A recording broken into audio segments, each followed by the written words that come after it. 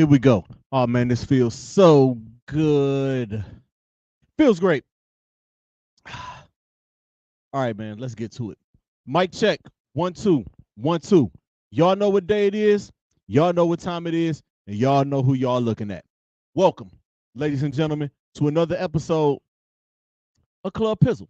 I am, of course, your host, Don P. You can call me Pizzle. You can call me Pod God.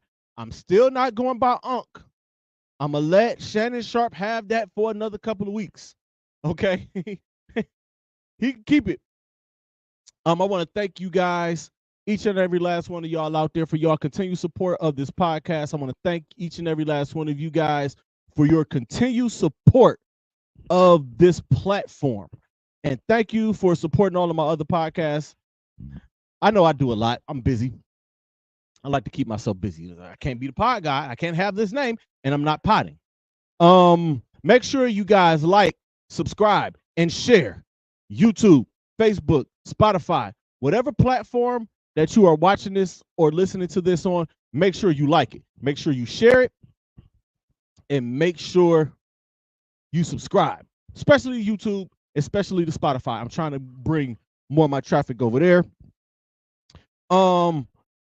It's been a week for me. I went to work on my week off, my weekend off. Everybody was surprised to see me there because I never work my weekends, like my off weekend, because that's my time off. I like to be off. I like to sit at home and watch football in my drawers. It's football season. But I went in. I'm getting ready to move. Next week will be my last in where I'm at currently in my current home. I will be moving next weekend. Don't worry, the shows will be on.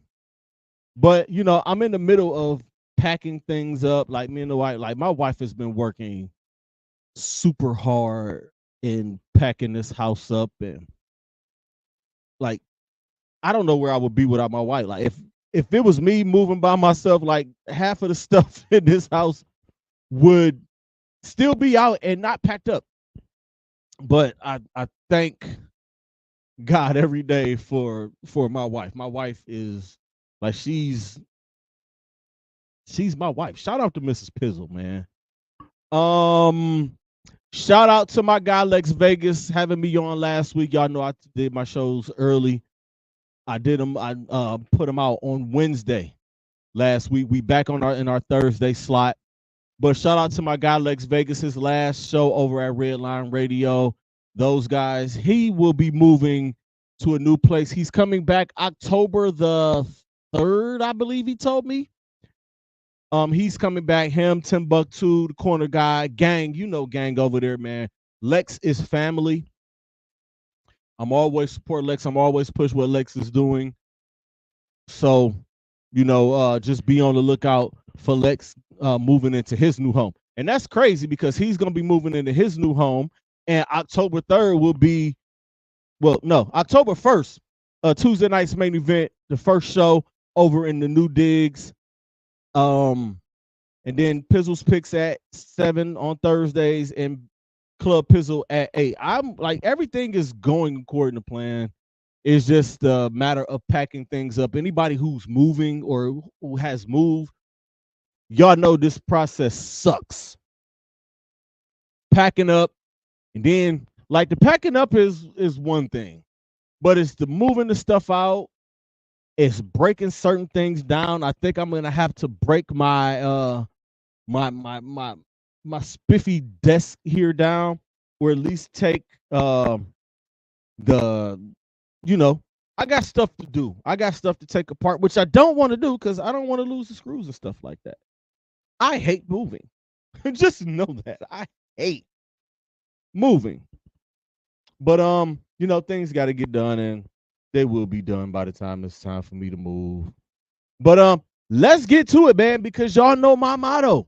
We are here for a good time and not a long time. Before we get started, make sure October the 26th, Battleground, we are back for another one. It's a costume ball. We are at Exotic Cuisines. I'm the resident judge over there. Come on now, Big Vonnie defending his championship. I see there are a couple of competitors. I know King Jacob has entered his name in that. Also, it will be headline performing Lil Banks. If y'all haven't heard of Lil Banks, go look him up, man. Lil Banks is dope. I also have an announcement that I am going to be making via my Facebook page sometime tomorrow, and it is regarding the local Cleveland hip hop scene. So keep it locked for that, y'all. Okay. Now, let's get to it. We are here for a good time and not a long time. I don't want to hold y'all up. Like, I know y'all watching the game right now. Just press mute because y'all don't care what the commentators say anyway. And y'all don't like paying attention to them. Y'all think a lot of them suck, but I think that's Al Michaels and Kirk Herbstreit over there. So y'all can mute them for a few minutes while y'all check me out. Y'all can watch the game and listen to me. All right, let's get to it, man. My Cleveland Browns come away with an 18-13 win over the Jacksonville Jaguars to improve their record to 1-1.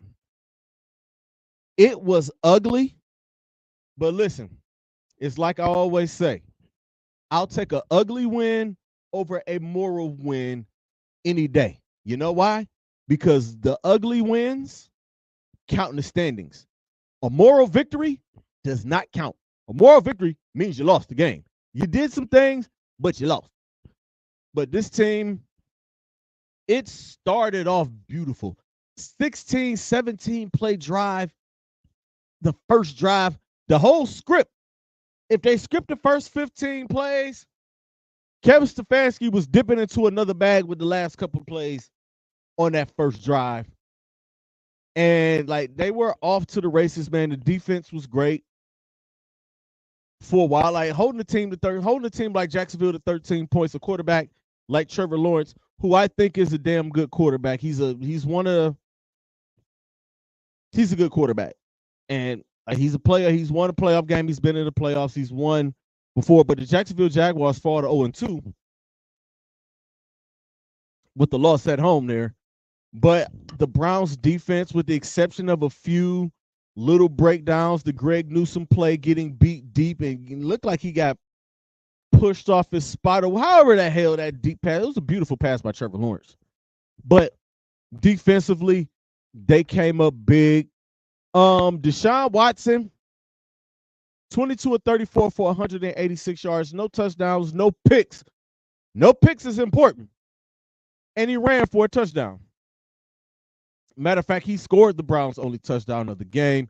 He looked a lot better this week than he did in week 1. He looked comfortable in the pocket at times behind that offensive line. The offensive line looked better.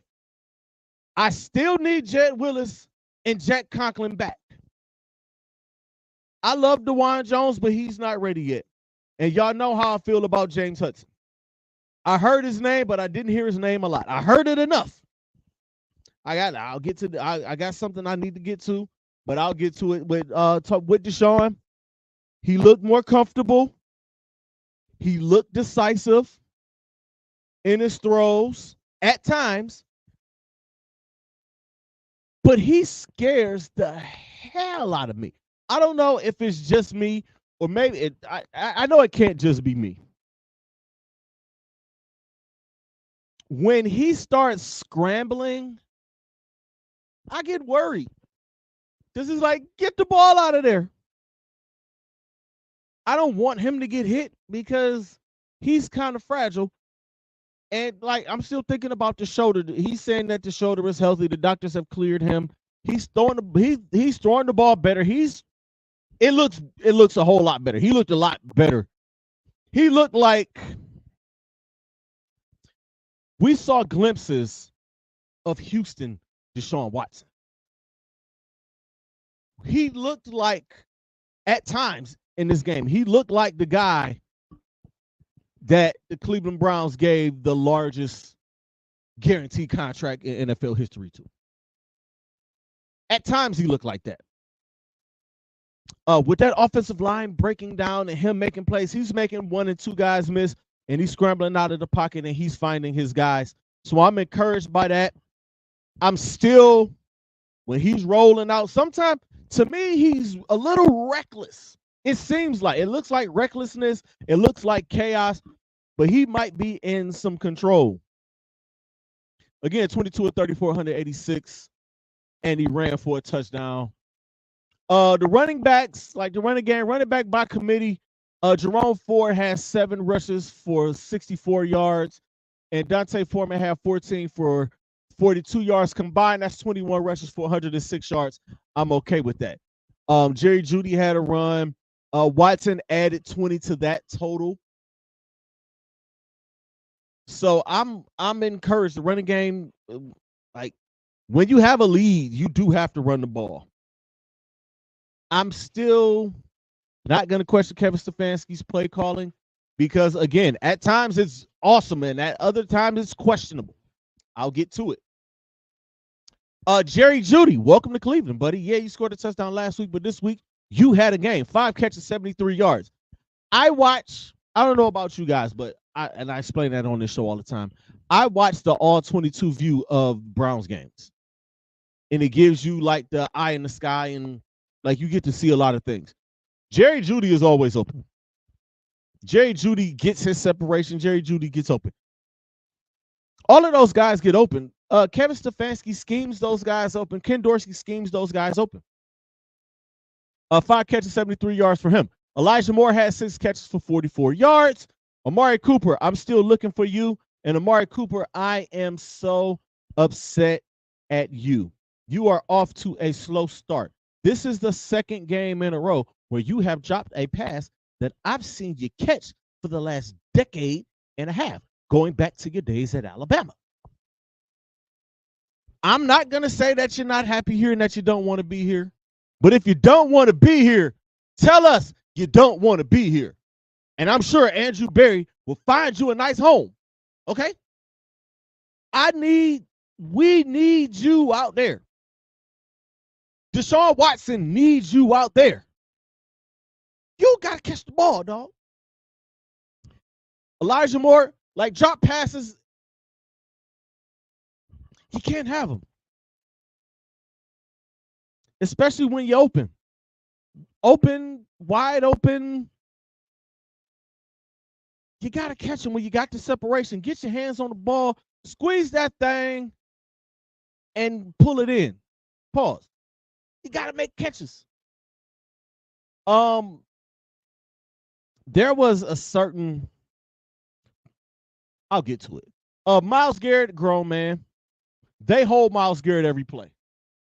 Again, I watched the all 22 view, so I'm watching these views. They give you 3 separate views from up top. They give you a sideline view, they give you a view from behind the offense, and a view from behind the defense. And watching this whole entire Jacksonville game, in that they are holding Myles Garrett all the time, and they don't call it. I know he's the defending defensive player of the year, but you got to give him something. Come on now. Denzel Ward is earning his $100 million this year. Y'all know I've been tough and I've been critical of Denzel Ward getting his boot smoked, but nobody wants to talk about it. Him not staying healthy, nobody wants to talk about it, but talk about everybody else. But in these 2 games, they've gone after Denzel Ward. Dak did go away from him in the second half, but they had a lead and they really didn't need to throw the ball. And Trevor Lawrence kept trying. MJ Emerson had one in his hands. You got to pull those in, little fella. You got to pull those in, MJ. But they keep trying Denzel Ward. And if Danny Dimes thinks he's going to do what Trevor Lawrence and Dak Prescott has done in the first 2 weeks, 21 is going the other way. It's the way I see it. But I'll get to the Giants. No turnovers, but stupid penalties. Makes me crazy. Stupid penalties. Holding, false starts, illegal formations. The last drive, 3 straight penalties on the final drive to put the game away. Dante Foreman had the game salted away. but he grabbed the guy's face mask. And that one, all right, I saw it. I was like, all right. But then again, to get holding calls, a holding call when you're in field goal range, and then on the play after that, you get another holding call, which takes you out of field goal range. Luckily, we have the punter that we have, who is one of the best punts I've ever seen, and it was the play of the game, in my eyes. Got the safety, got the ball back. That final drive, you run, stop them, timeout. Run, stop them again, timeout. Now, let's talk about the third down play. Watching that all 22 view, if you see what Deshaun Watson saw, you would understand. Now, I know they say you got to get down in those situations, and yeah, you do got to get down and eat the ball. But if Allen doesn't make the play that he made or make the move that he makes off the line, it's a touchdown. Cedric Tillman did what he had to do and broke open as Deshaun is rolling. If Deshaun has a half a second, it's a touchdown. Put the game away. Jacksonville Jaguars. See you later. And I know, and I said it when it happened. I was like, Deshaun, what are you doing? You got to eat the ball there. And that there goes to the recklessness that he plays with sometimes, to me, like the reckless. But if you saw what I saw, or watch what I watched, I seen what he saw. And had he had another half a second to at least set his feet and put that thing out there, Cedric Tillman is gone for a touchdown. And we're not talking about them having to punt the ball again or kick a field goal or whatever the hell they did on that last drive. Or punt the ball and them get the ball back and move down the field and get ahead, get in Hail Mary position, and them knock the ball down. Those penalties could have cost us. That third down where Deshaun couldn't get the ball off, and luckily they called it incomplete because they could have called it a fumble. It could have cost us the game. Could have cost us the game. But it didn't. Move on to 1-1. Now let's move on to the Giants. I'm not taking this team lightly. I've watched them the first 2 weeks. I've seen them on Red Zone. I've seen the highlights. I've seen what they've been doing.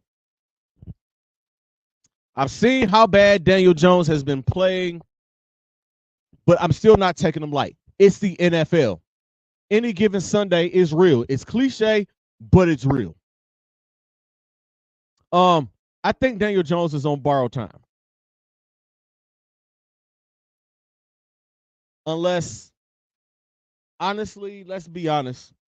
If they're going to suck and get the number 1 pick, it's going to be Shador or get one of those picks. No, if they get the number 1 pick, they need to take Travis Hunter. That's the only way I see Danny Dimes holding on to his job. You give him Malik Neighbors and Travis Hunter, whom I've been having this discussion with on will he be able to play both ways in the league. I still don't think that it's possible.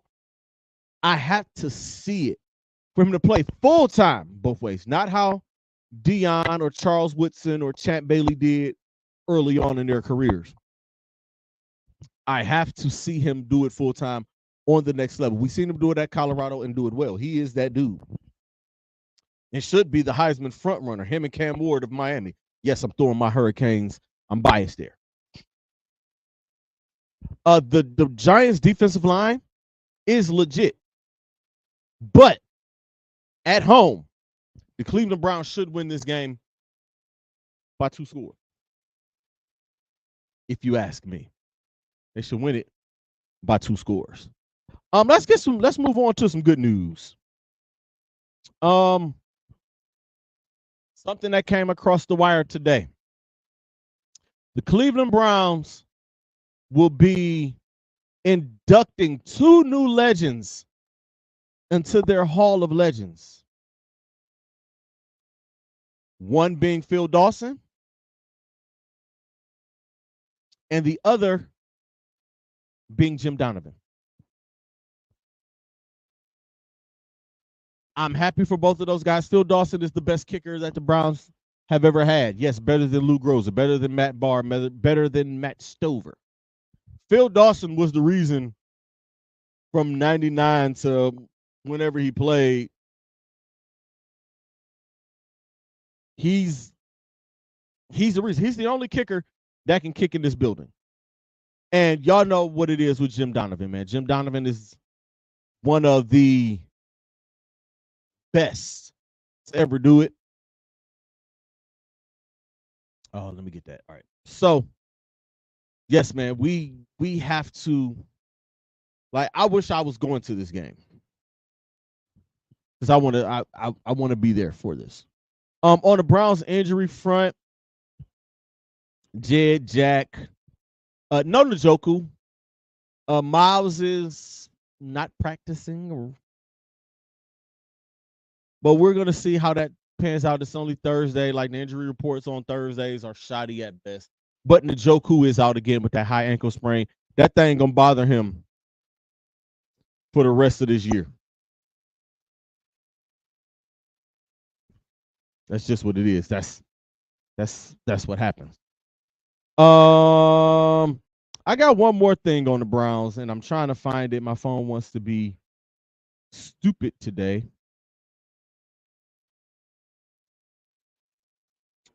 But there's a story. Where is it at? Here we go. Okay. 10 former Cleveland Browns have been nominated for the Pro Football Hall of Fame class of 1995. The Pro Football Hall of Fame has announced 167 modern era players for 2025. 10 former Cleveland Browns. Now, this is how the process, this is what happens here. Doggone it. Where's the damn article? Hold on, y'all. Give me a second. This is what happens when you.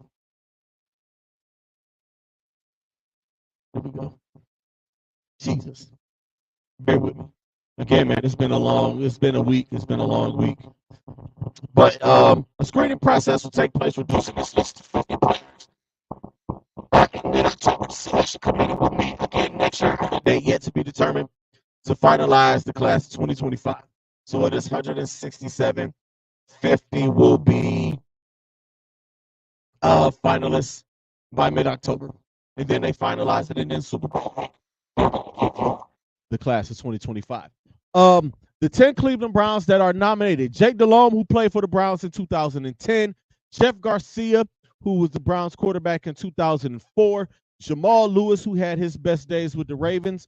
He was a Cleveland Brown from 2007 to 2009. My guy, Eric Metcalf, who is up again, who was here from 89 to 94. Andre Rison, who had his best days as an Atlanta Falcon and won a Super Bowl with the Green Bay Packers, was a part of the last iteration of the Cleveland Browns in 1995. Lomas Brown was here in 1999. Ted Washington, whose best days were elsewhere, was here in 2006, 2007. Willie McGinnis from 06 to 08, his best days were with the Patriots. I think Willie McGinnis is going to get in. Matt Stover was here from 91 to 95, and he continued to go. He continued on with the Baltimore Ravens from 96 until he retired. And Joshua Cribbs from 2005 to 2012. Now, Josh Cribbs has a very great chance with Devin Hester getting in. So now they're going to look at kick returners and punt returners. I think a guy like Brian Mitchell should get consideration. I think Mel Gray is another one who should get consideration. Dante Hall was another great kick and punt returner. Tim Brown is already in. I'm trying to think of great returners. There was a guy that played in Kansas City, Tarek Vanover. I don't think he played long enough. Philadelphia had V.S. Sikahemi. I think that's about it. But like as far as the return specialist, that is fairly new. Guys like Brian Mitchell deserve to get a nod. Guys like Mel Gray deserve to get a nod. And Joshua Cribbs definitely, as a return man, deserves to get a nod as a Hall of Famer, as a kick returner. Something that happened before I went on air here, Shohei Ohtani has done something that no one else has done. He has become the first player in the million-year history of Major League Baseball to become a 50-50 guy. That is 50 home runs and 50 stolen bases. It's unprecedented. It is great. This guy is great. This dude hit his third home run. He's 6 for 6 with 10 RBIs and 2 stolen bases. So he was a couple of stolen bases and a couple of home runs away from being a 50-50 guy. And he just did it in this game today. 6 for 6 with 10 RBIs and 2 stolen bases. That is oh my God. It's crazy. Not to mention, they were saying something. I was reading an article earlier about him possibly pitching in the playoffs. He said he's not sure. It's like, all right, dog, enough. Enough. You're doing what you're doing on the baseball field this year, coming off of Tommy John surgery, which is why he's not pitching this year. Playing the outfield and being a designated hitter isn't as bad as being a pitcher. Hey, you can have Tommy John surgery and you can come right back. And that's what he did. And he did 50-50. So congratulations to him on that. That's it, y'all. We keeping it short and sweet. These next couple of shows are going to be short and sweet simply because I'm moving. October 3rd, we really going to get into it. So these things are short and sweet. I could have combined Pizzle's picks with Club Pizzle this week. I might do it next week. Y'all will know when the joints pop up. All right, ladies and gentlemen, man, we are going to get out of here. I want to thank y'all again. Make sure y'all like, subscribe, and share.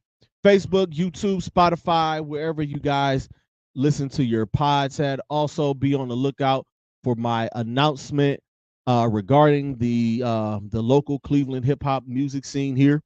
Just be ready for that. Like it's a big announcement. I'm a part of the culture. I do this for the culture. So be ready for it. Y'all know what it is, man. Always protect your peace, protect your energy. The message is more important than the messenger. And creators, be great. Stay positive because negative energy is trash. Until next week, y'all. Peace.